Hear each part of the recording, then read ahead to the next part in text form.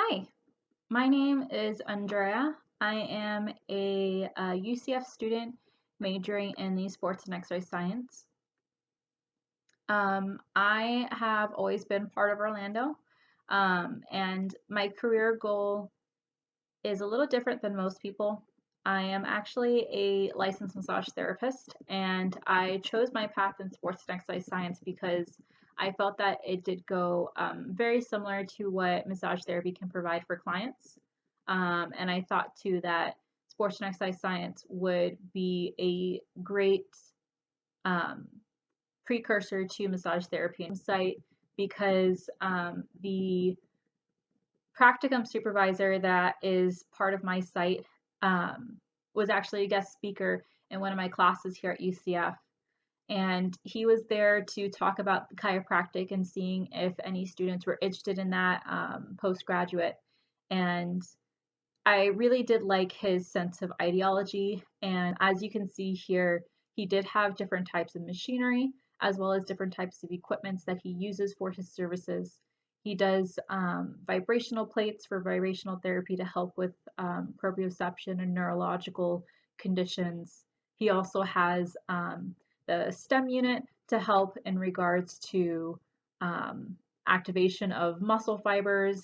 Um, and of course, he also does traditional chiropractic adjustments or chiropractic spinal manipulation.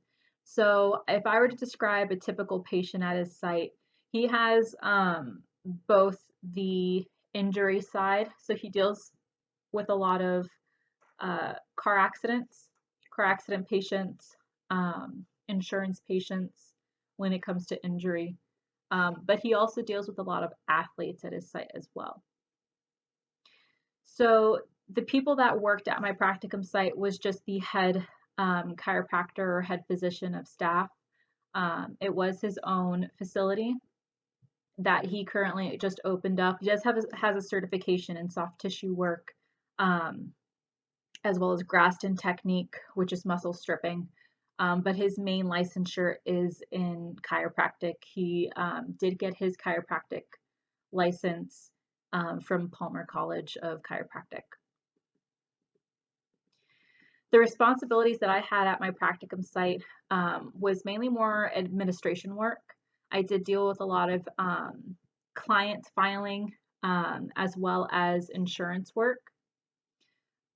Um, but I was also able to shadow him in the care that he would give to his different patients and his different clients. So a lot of my typical workday as a practicum student there involved a lot of filing of paperwork. I also learned about the billing process and billing administration and in regards to how that goes into their EHR system. But other than that, I was also shadowing his work with other patients, learning the different exercise prescriptions that was given to each patient.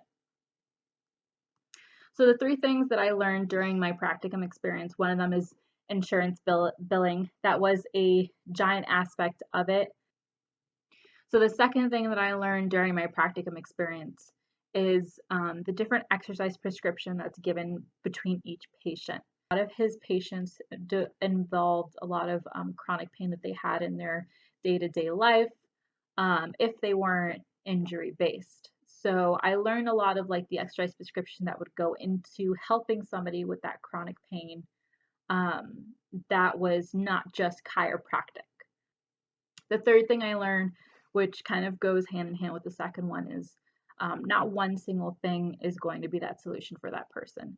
So soft tissue manipulation may help in regards to releasing some tension, stiffness, or comfortability, but without that form of rehabilitation work, like exercise or vibrational therapy to help with any neurological conditions, mixed in with, let's say, structural therapy like chiropractic or some form of distractional therapy. All those things kind of go hand in hand. Not one single thing is going to help a specific client. My plans after practicum and after graduating from UCF, I definitely want to go into more of the exercise prescriptive part of it. I do want to get certified as a strength and conditioning coach. Um, I do think that that information and that knowledge is what's going to help me a lot in the field of work that I want to go into. I want to help a lot of athletes, but in regards to more of the untraditional sense. I don't want to deal with the sports team, nor do I want to deal with, let's say, like a football player, a baseball player, and things like that. I do like in regards to working with those that are of a non-traditional sense, like dancers or people of the fitness background, more so like general fitness. Some advice that I would give to future practicum students is make sure you're asking questions. Don't just assume things are happening for a specific reason. Um, you're there to learn, um, as well as not only gain that experience, but that form of gaining experience is questioning everything around you and learning and understanding why things work the way that they do.